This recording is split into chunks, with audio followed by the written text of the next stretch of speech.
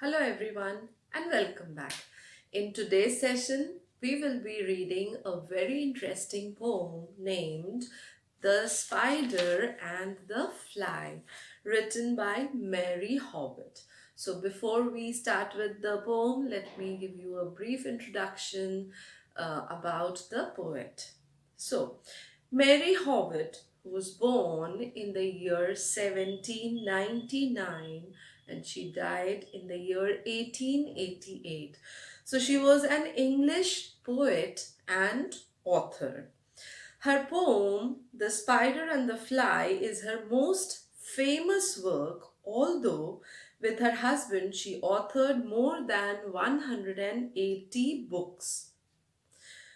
When living in Heidelberg, Germany, she learned Swedish and Danish and translated many of Hans Christian Andersen's fairy tales. So she wrote more than 180 books along with her husband, and while she was staying in Germany, she learned two languages, that is Swedish and Danish, and she translated many of the fairy tales written by Hans Christian Andersen, right? So, The Spider and the Fly is one of the most popular work of Mary Hobbit. So, let's begin. So, this poem is a fable. The poem, The Spider and the Fly, is a fable. Now, what is a fable?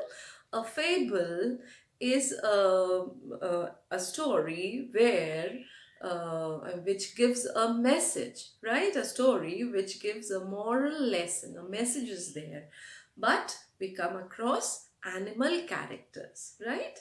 So the spider and the fly is a fable which gives us a moral lesson at the end. So let's begin. Will you walk into my parlor? Said the spider to the fly. It's the prettiest little parlor that ever you did spy.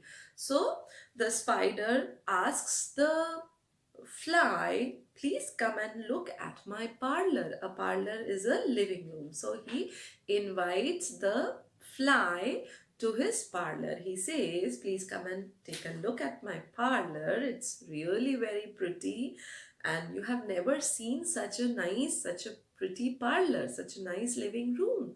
So please come and see.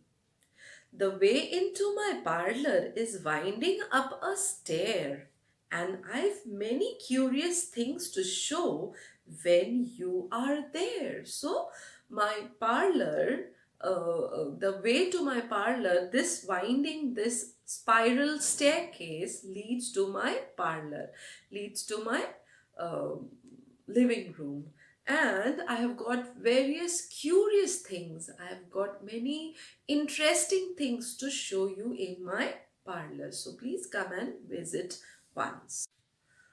Oh, no, no, said the little fly. To ask me is in vain, for who goes up your winding stair can ne'er come down again. So the fly replies that no, I'm not going to come to your house. I'm not going to step into your house.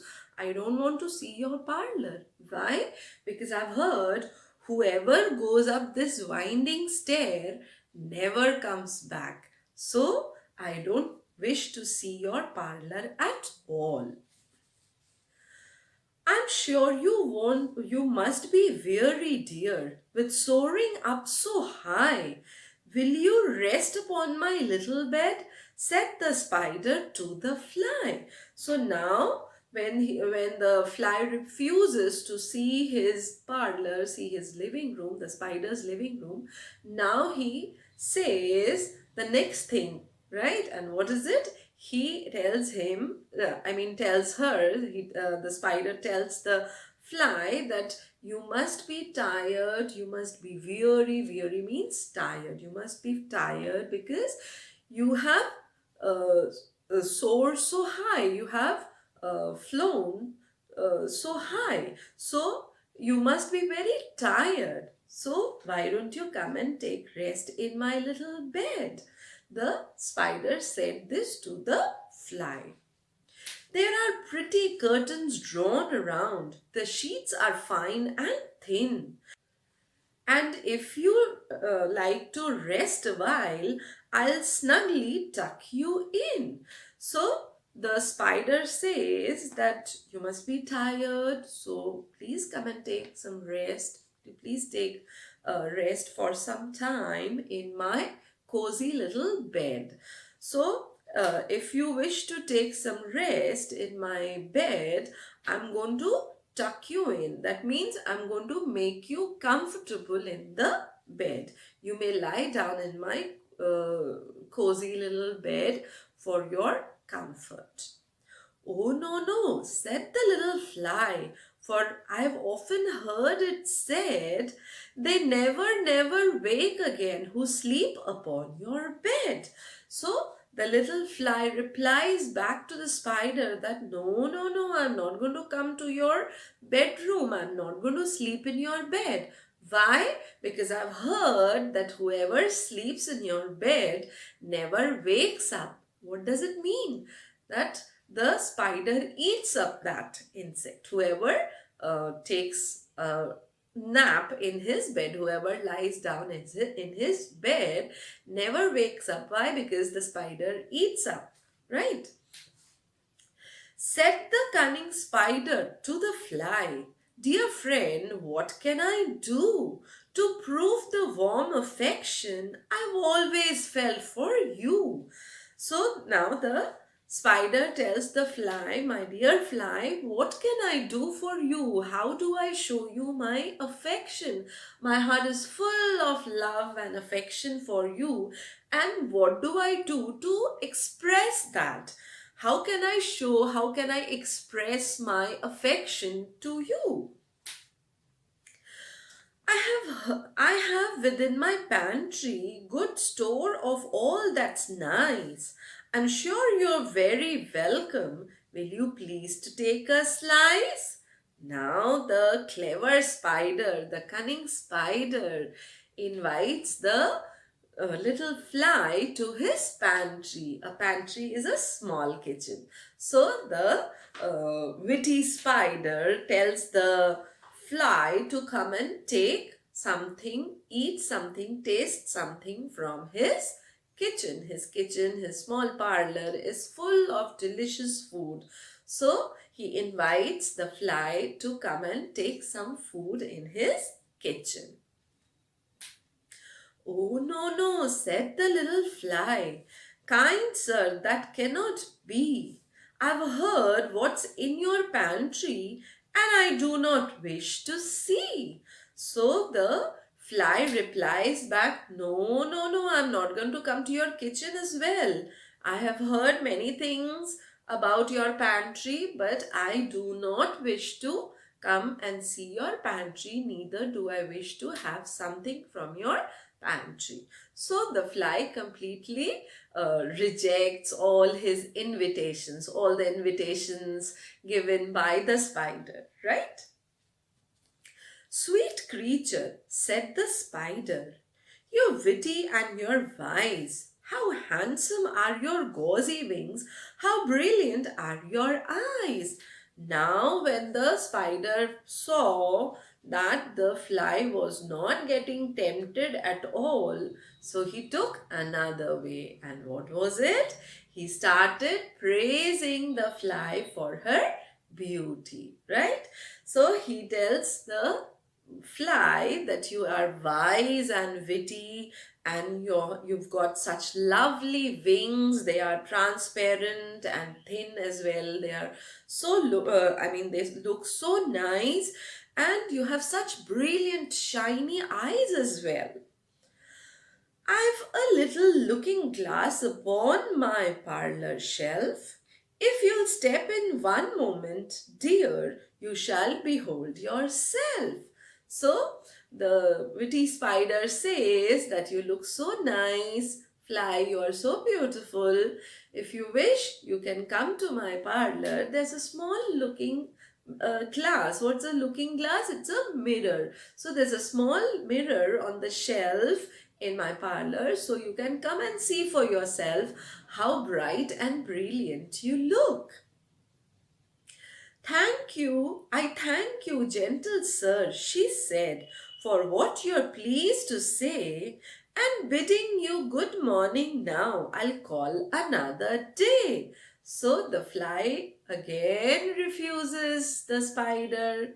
So she says that thank you so much for such lovely praises.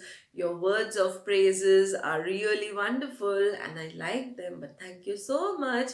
I am not going to come to your house. So she says good morning. She bids bye to the spider saying good morning, and she says that she'll come once again some other day.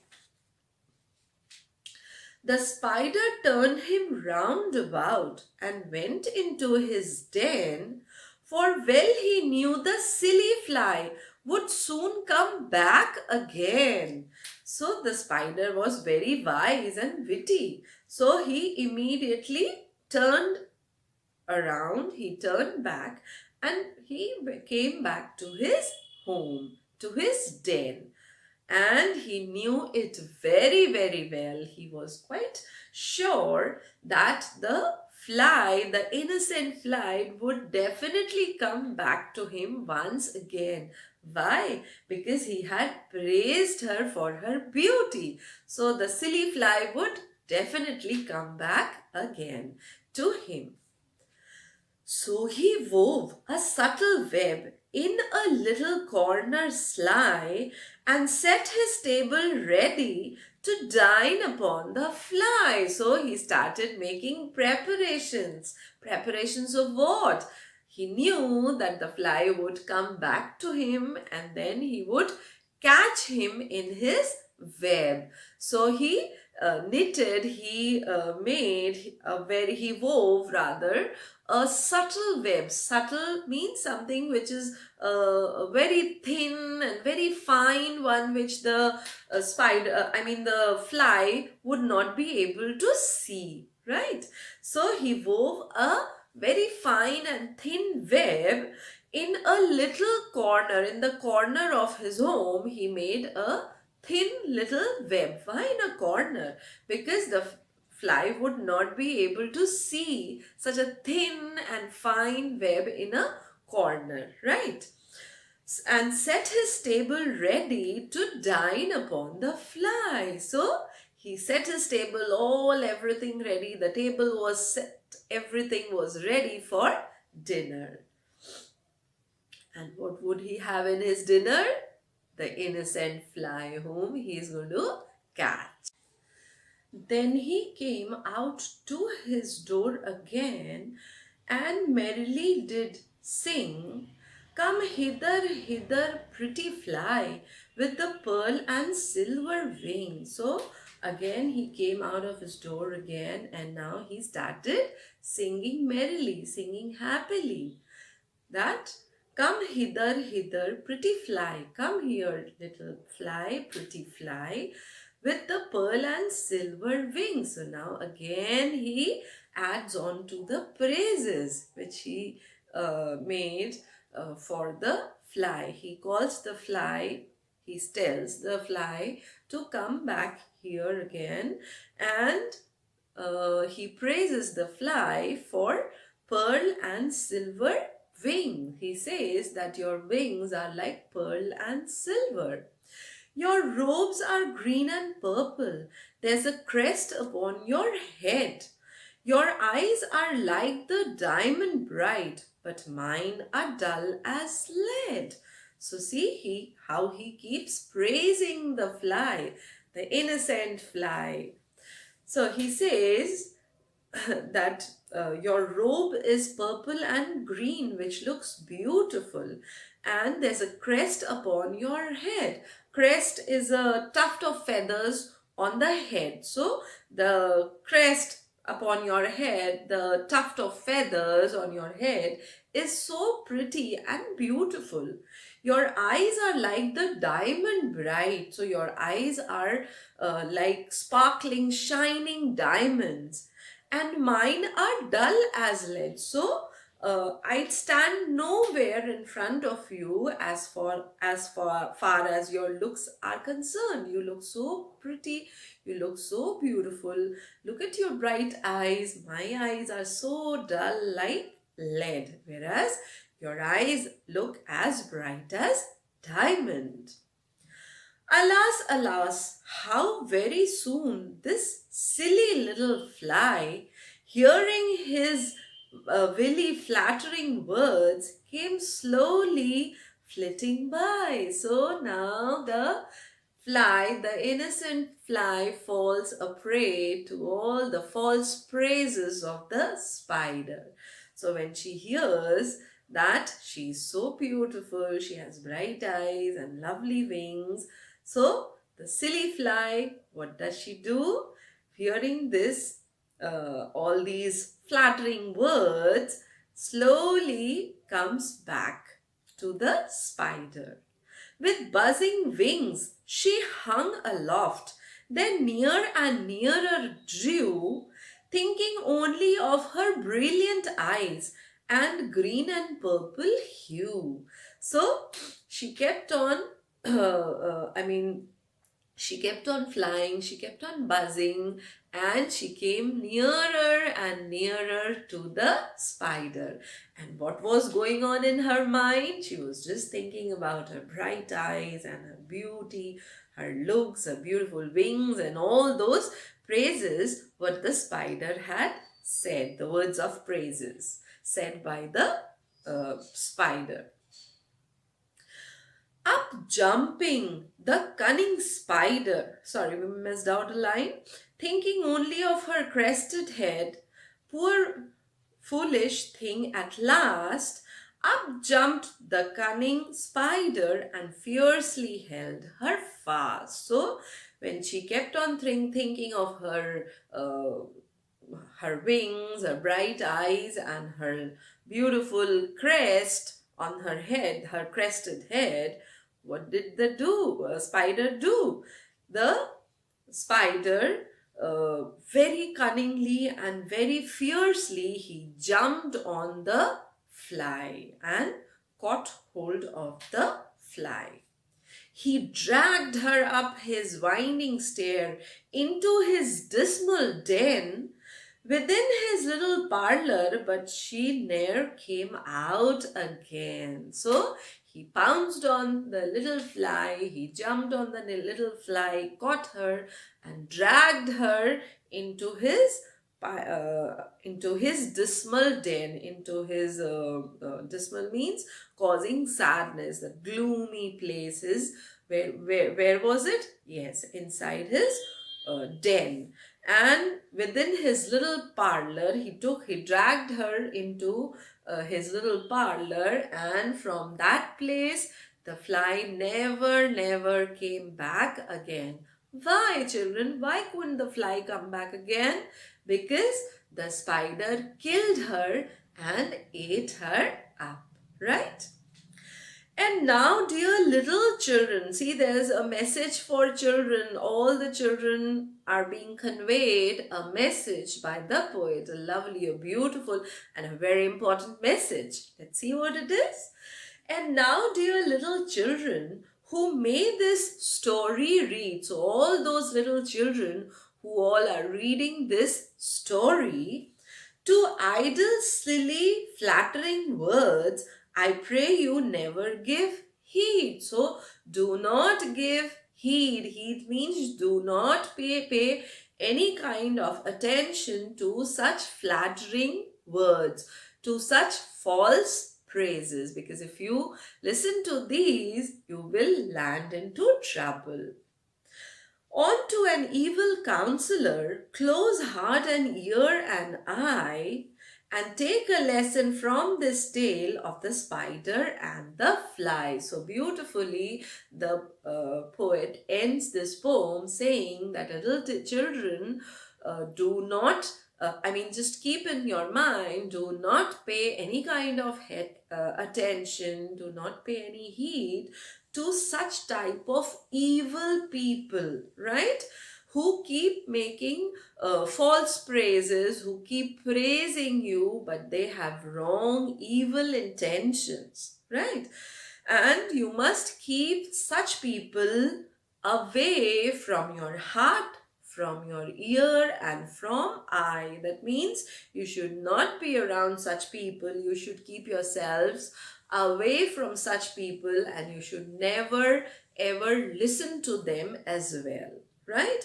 And you must take a lesson from the from this tale of spider and this fly, right? So we see that the cunning spider finally succeeds in catching the innocent fly. Why?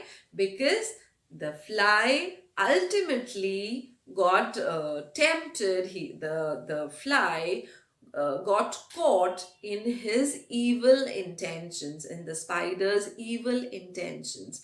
He made all false praises, and the fly, she fell a prey to these false praises, and finally she was caught by the spider and eaten up by the spider, right? So this is the poem all about. Now let us see the rhyme scheme and the poetic devices. So children, in this poem we see that two lines rhyme with, two consecutive lines rhyme with each other. So throughout the poem, we'll come across couplets. Couplets means two lines rhyming with each other. So let's see the rhyme scheme. Will you walk into my parlor, said the spider to the fly. It's the prettiest little parlor that ever you did spy. So fly and spy rhyme with each other. So the rhyme scheme here is A. Then next two lines, stare and there. They rhyme with each other. So the rhyme scheme is B. Then again, next two lines, vain and again, that is C. Then moving on to the next page, high and fly. Now high and fly rhyme with fly and spy in the first two lines. So high and fly, the lines ending with high and fly, that is, I'm sure you must be weary, dear, with soaring up so high. Will you rest upon my little bed? Said the spider to the fly. So here the rhyme scheme is again A. Why? Because they rhyme with the first two lines of the poem, right? Now moving further, thin and in, the rhyme scheme here is D. Then again moving on to next two lines, said and bed, the rhyme scheme is E. Then after that, do you, that is the line here, said the cunning spider to the fly, dear friend, what can I do to prove the warm affection I've always felt for you? So do and you rhyme with each other, and therefore the rhyme scheme is F. Then going ahead, next two lines we have nice and slice. The ending words nice and slice. So the rhyme scheme is G. Further next two lines, the lines end with B and C, right? So the rhyme scheme here is H.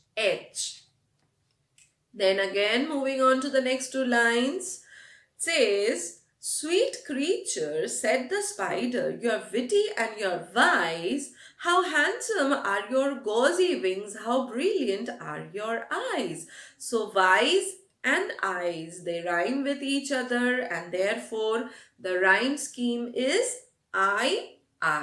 Okay. Then next two lines we see shelf rhymes with yourself. So the rhyme scheme here is J. And then again next two lines, say and day. Say here the line ends with say, and the very next line ends with day. So say and day rhyme with each other, and therefore the rhyme scheme is K, K. Then moving on to the next page. The first two lines here on page number 58, they end with den and again. So here, den and again, if you go back to the first page of the poem, they match with vain and again, where the rhyme scheme is C, C. So here, these two lines, the spider turned him round about and went into his den, for well he knew the silly fly would soon come back again. Here the rhyme scheme will be C, C. Then after that, the next two lines again, we'll see sly and fly. The lines, so he wove a subtle web in a little corner sly and set his table ready to dine upon the fly. So sly and fly rhyme with each other, which again rhymes with the first two lines, that is fly and spy. So here again the rhyme scheme will be A, A. Then next two lines, sing and wing. So sing and wing, these two lines match with each other, they rhyme with each other, therefore the rhyme scheme will be L, L. Then further, head and lead. Now if we turn back and move to the line where we have marked EE, the words end with said, bed, which rhyme with each other. And said, bed rhymes with head and lead. And therefore the rhyme scheme will be again E, E.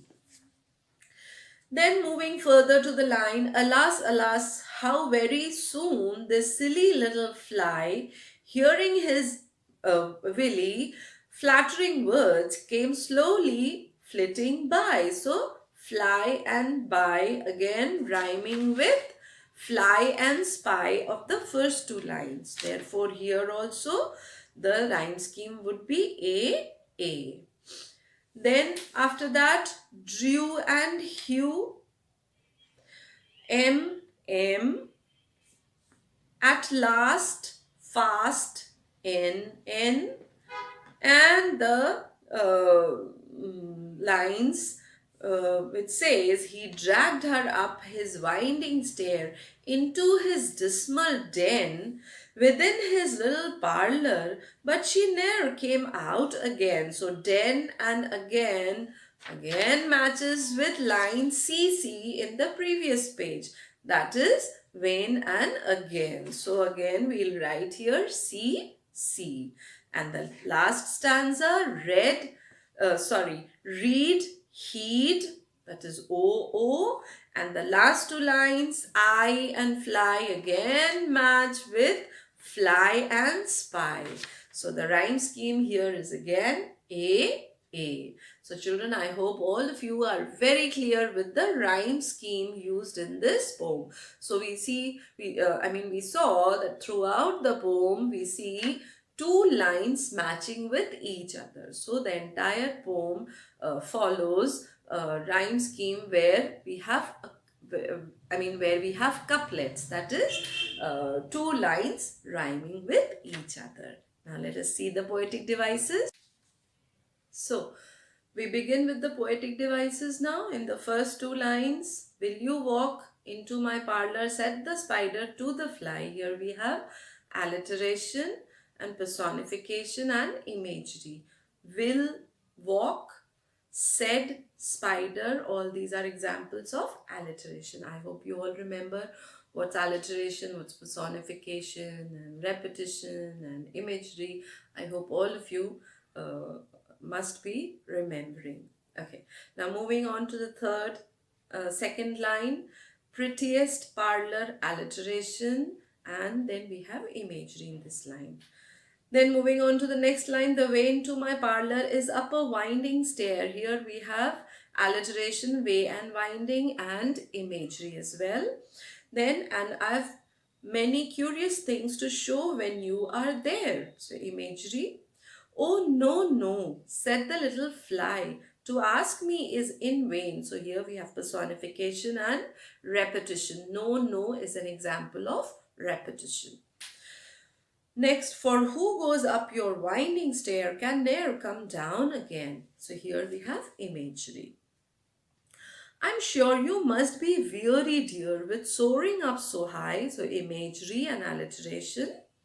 Will you rest upon my little bed? Said the spider to the fly. So personification, imagery and alliteration. Said and spider is an example of alliteration. There are pretty curtains drawn around. The sheets are fine and thin. Imagery here. And if you like to rest a while, I'll snugly tuck you in. Again, imagery. Oh, no, no, said the little fly. So, no, no, repetition. And oh, no, no, said the little fly. Here is the refrain. I hope you all remember refrain. It's the repetition of same words, same phrases, or maybe the same line at intervals to highlight the theme of the poem, right? So here, this is refrain. And apart from this, we have personification. Next, they never, never wake again. Never, never repetition. Who sleep upon your bed. So imagery here. Said the cunning spider to the fly, dear friend, what can I do? Personification and alliteration. Said, spider, this is alliteration, and even dear and do alliteration. To prove the warm affection I've always felt for you. Here we have beautiful examples of alliteration, affection and always, and felt for. These are all alliterations. And then personification. The next line, I have within my pantry good store of all that's nice. So imagery here. I'm sure you're very welcome. Will you please to take a slice? So very welcome will, example of alliteration. Oh, no, no, said the little fly. Kind sir, that cannot be. So personification, imagery and repetition. No, no is repetition and again refrain. I've heard what's in your pantry and I do not wish to see. Imagery. Sweet creature, said the spider, you're witty and you're wise. So sweet, said spider, example of alliteration. Then witty and wise, again alliteration. Your repetition. And apart from this, we have imagery. How handsome are your gauzy wings? How brilliant are your eyes? So, how handsome, alliteration, and how repetition, and your is also repetition and imagery as well. I've a little looking glass upon my parlor shelf. So, imagery here and little looking, again alliteration. If you'll step in one moment, dear, you shall behold yourself. So, imagery. I thank you, gentle sir, she said, for what you're pleased to say. So, here we have alliteration, sir, said, and say. It's an example of alliteration. And bidding you good morning now, I'll call another day. Imagery. The spider turned him round about and went into his den. Imagery. For well he knew the silly fly would soon come back again. So silly and soon, alliteration. So he wove a subtle web in a little corner sly. So and subtle and sly, alliteration. Similarly, wove and web is also alliteration and imagery here. And set his table ready to dine upon the fly. So imagery here. Then he came out to his door again and merrily did sing. Imagery. Come hither, hither, pretty fly, with the pearl and silver wing. So pay attention, hither, hither is repetition, and pearl and silver wing, it's metaphor over here. Metaphor, is a kind of a comparison where we do not use as or like, a direct kind of a comparison. So apart from this, we have imagery also in this line. Your robes are green and purple. There's a crest upon your head. Imagery. Your eyes are like the diamond bright, but mine are dull as lead. So, diamond and dull, example of alliteration, then imagery here. And we also have two similes here, like the diamond, eyes like the diamond, and like our mind dull as lead. So, these two similes are there. Alas, alas, how very soon this silly little fly. So, alas, alas, repetition, soon and silly, alliteration and imagery. Hearing his vainly flattering words came slowly flitting by. So, hearing his, these are alliteration, vainly and words, and flattering and flitting. All these are examples of alliteration. And there is also imagery in this line. With buzzing wings, she hung aloft, then near and nearer drew. So, imagery, near and nearer, alliteration. Thinking only of her bright eyes and green and purple hue. Imagery. Thinking only of her crested head. Poor foolish thing at last. Imagery here. Up jumped the cunning spider and fiercely held her fast. So here we have imagery and we have alliterations as well. Fierce and fast. This is one example, and held and her is another alliteration. He dragged her up his winding stair into his dismal den. So imagery here, and we have alliterations and repetition as well. His is repetition, then he, her, his, all these are alliterations, and alliterations over here as well. This dragged, dismal, den. So all these are alliterations. Then next line, within his little parlour, but she ne'er came out again. So we can visualize the little parlour, so imagery here. Now coming down to the last two lines, and on to an evil counselor, close heart and ear and eye. Here we have alliteration, evil and ear, eye, all these are alliterations, and similarly counselor and close again alliteration.